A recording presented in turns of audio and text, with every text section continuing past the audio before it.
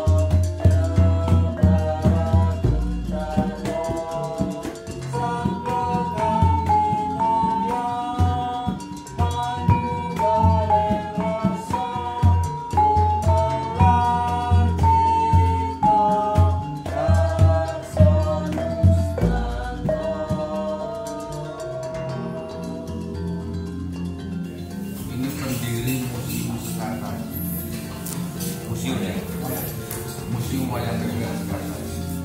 Nah ini masih muda banyak hubungan.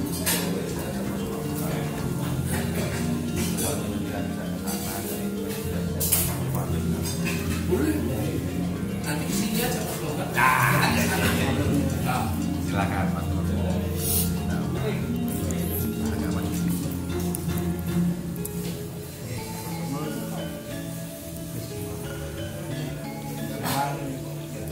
Ini suatu kebahagiaan dari kami karena diajak Mas Amre dari komunitas Bersatu dan Bapak Heri Nugroho selaku pendiri Pandi sudah memperhatikan kami terus-menerus di berjuang di dalam ranah wayang beber, karena wayang beber itu kan budaya tutup dari relief wayang beber, kemudian wayang kulit kan.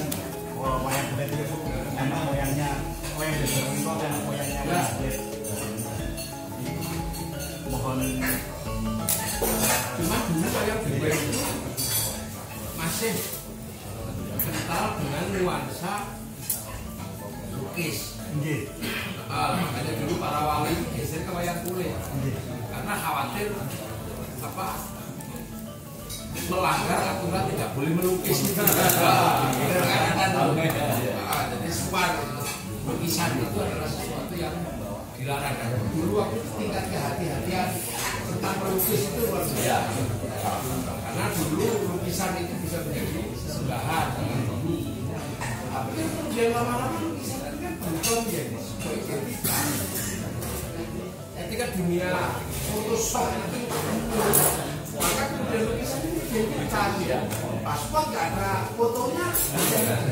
Nah seiring waktu yang namanya lukisan, yang namanya patung itu sudah bukan lagi sesuatu sembarangan. Dalam situasi itu tidak apa-apa sekarang. Makanya dia ujung-ujung. untuk kami kan memperjuangkan wayang beber dari segala segi, bahkan dari relief kami sambung ke wayang beber yang lontar dan yang kertas dan luar juga membuat dibantu dengan teman-teman dari komunitas Bersatu ini. Terus bahkan untuk menanggapi generasi milenial itu kami wayang beber mencoba untuk kami animasikan. Mohon petunjuk Gus Muafik menjawab zaman itu kira-kira apakah ada batasan-batasan atau kami eksplor sekarang. Jadi gini, narasi besar Jepang. Jepang itu punya problem yang sangat serius ketika saling bantai antara orang tua dan isolasi media. Itu orang Jepang bisa mengubah mindset masa lalu yang demikian mengerikan ini. Itu menjadi sesuatu yang sederhana, namanya samurai gitu. Itu sesuatu yang sangat sederhana. Samurai itu mampu merekonstruksi pembantaian antar kita 65 lah gitu. Kira-kira gitu. Jadi memang dewasa ini kan wayang beber itu mengerucut kepada satu cerita panjang. Kalau kami dengan semangat ya semi-semi ingin menghubungkan antara milenial dengan sejarah yang lebih lama lagi, apakah diperkenankan kami membuat wayang beber tidak harus panji, jadi pokok-pokok itu kita angkat seperti tentang Keboiwo. Boleh. Tapi pamit kepada dapat wayang beber ya kalau kau diselamati. Karena energi mereka ini belum hilang, hanya berubah bentuk aja. Gitu. Nah, kalau energi ini nggak menjadi sesuatu yang nyelpit diselamati. Jadi kapan-kapan aja diselamati lah itu. Terus ada ini Panji ini menungso. Dia sejarah rohaninya dan energinya ada. Lalu diselamati. Aku kapan-kapan selamatan. Dia tumpukan belayung. Tak siapa jago sing apik-apik kae. Harus ada selamatkan dulu. Karena yang kita bicarakan itu adalah bukan mitos. Itu ada realitasnya ada. Ya, ruhaninya ada. Nah, semua agama mengajarkan ruhani itu kan nggak mati. Hanya pindah tempat juga. Nah, jangan sampai kemudian kita minder nampak prestasi ruhaninya kita panik juga enggak.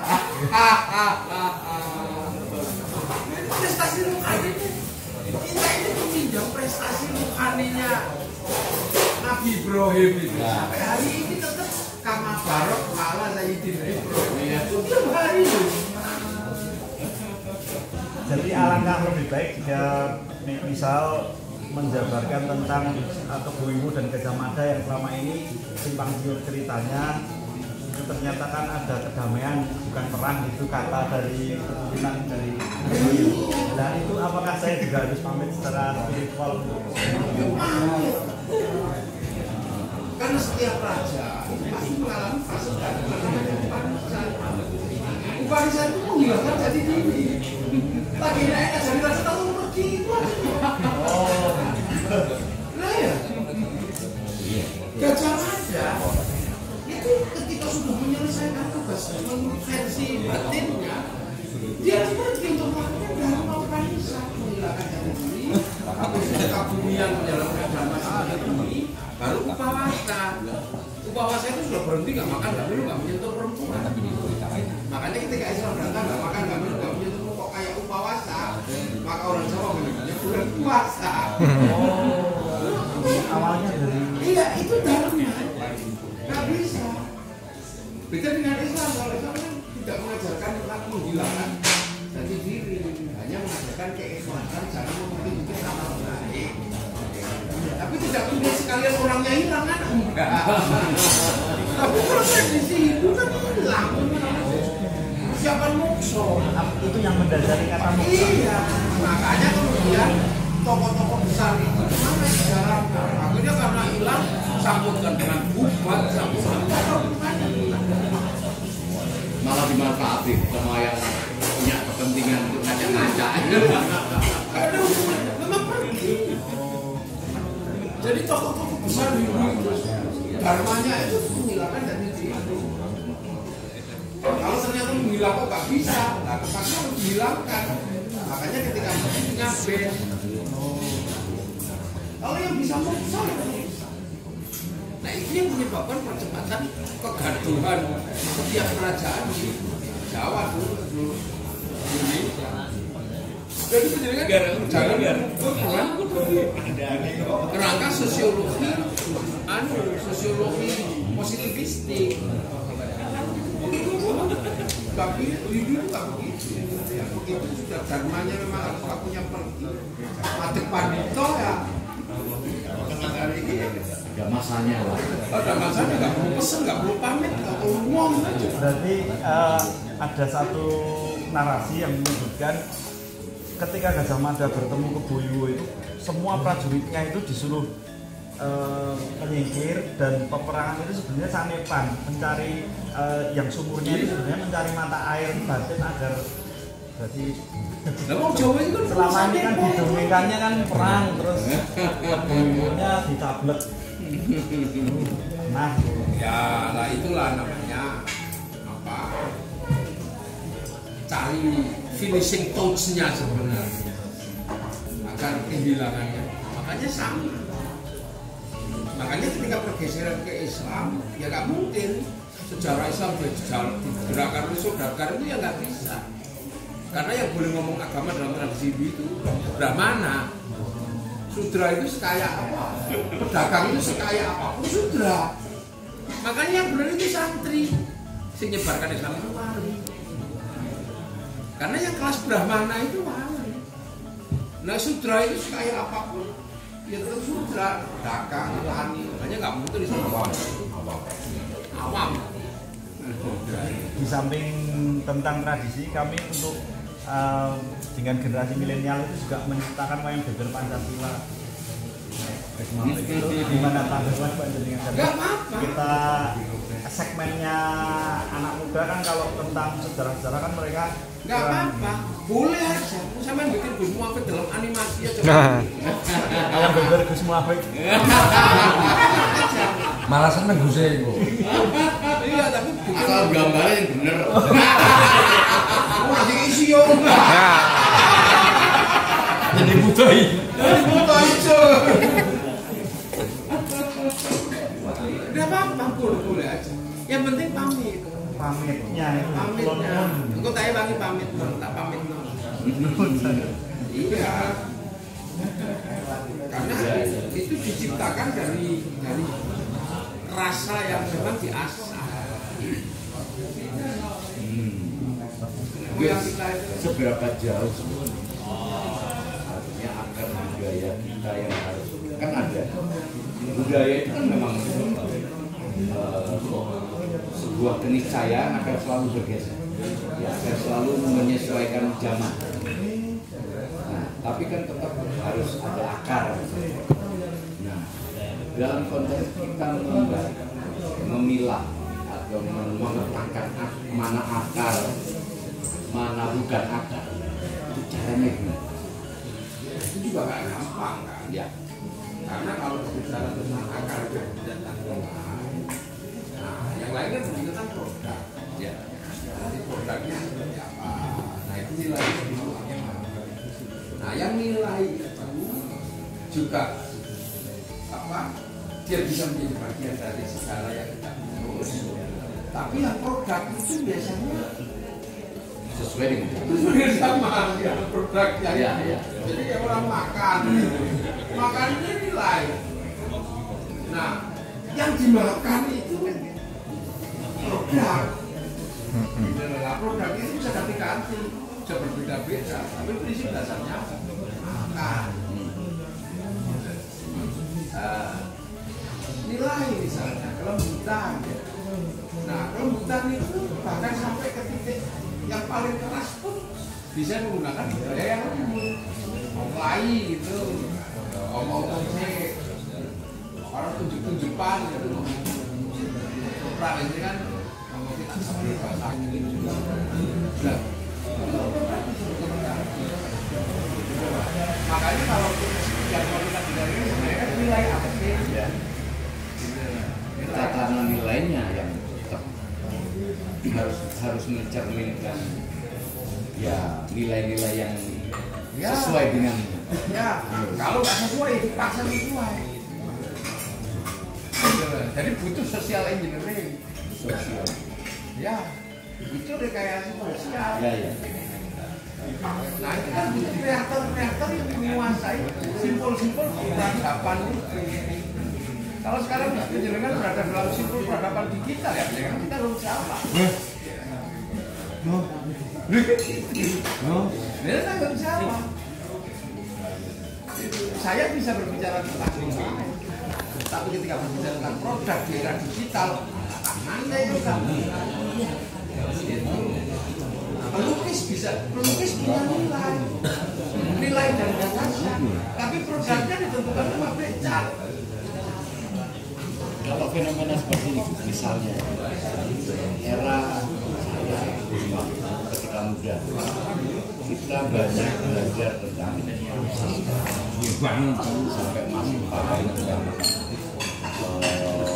mulai dia dari kapal sandal apa merahnya merah. Anak sekarang kan nggak suka sastra. Padahal menurut saya sastra itu satu hal yang sarana dalam konteks pembinaan mental. Kenapa? Ya karena anak sekarang sudah dikasih produk. Itu dikasih produk. Kalau dulu kan anak masih diajarkan bagaimana bikin produk. Lalu apakah kita korbankan anak-anak produk sekarang karena mereka tahunya udah di kelas produk tidak paham tentang filosofinya gitu. Ya udah ya jadi konsumen semua kan akhirnya. Nah, tidak bisa begitu makanya.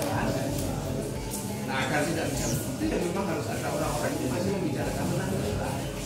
Dan itu nggak perlu banyak orang. Nggak perlu semuanya. Kalau yang memang terbiasa dengan produk, kasih aja produknya. Ya kasih aja produk yang masih terkait dengan nilai. Kan nggak mungkin semuanya diajak ngomong. Kan gitu. Orang se-Indonesia kan diajak ngomong, tahu-tahu filmnya datang. Itu boleh. Kreator itu kan nggak perlu banyak. Kapitalisme itu tidak boleh banyak orang. Ya. Developmentalisme juga tidak boleh banyak orang. Jadi sebenarnya nggak perlu mikir masif. Tapi bagaimana yang kita pikirkan itu menghasilkan produk yang nanti sampai pada satu titik orang akan bertanya nilainya apa. Kapitalisme itu nggak begitu. Yang mikir nggak terlalu banyak.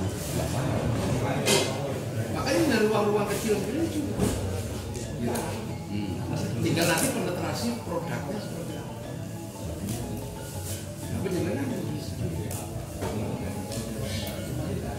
Saat ini kan saya cek ada beberapa ustaz yang tiba-tiba medianya ada buat itu ternyata juga nggak banyak orang yang percaya.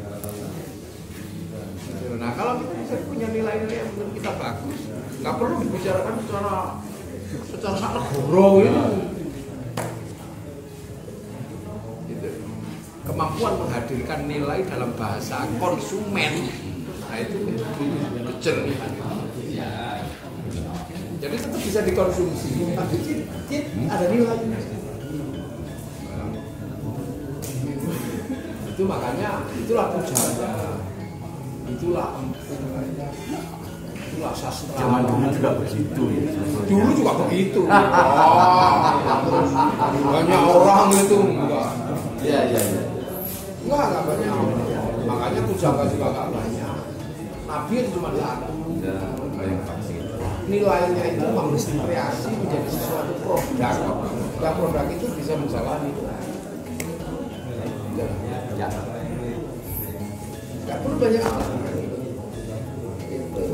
Ya misalnya kapan nanti kita diskusi kan 2-3 orang udah sini diskusi sopo ya ini baik pandangan itu diskusi sopo kan gitu ya misalnya ini berpikir tentang acara ya sudah nanti siapa yang ngomong jadi kan udah mikir yang lain lagi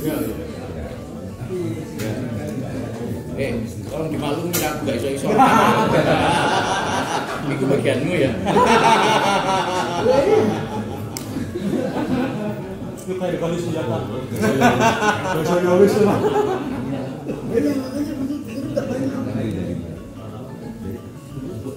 Jadi Yang gitu itu kan mungkin ya. Oh, nanti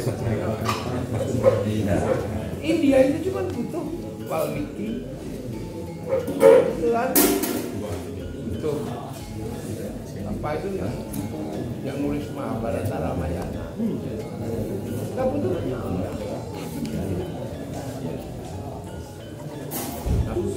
Masifnya itu tergantung colongnya kekuasaan negara. Memang ya kita harus Realistis. Jadi kadang baik ini tidak semuanya harus merasakan harus mengalami kebaikan.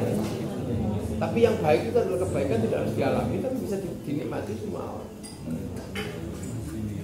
Walaupun kadang kita capek di situ.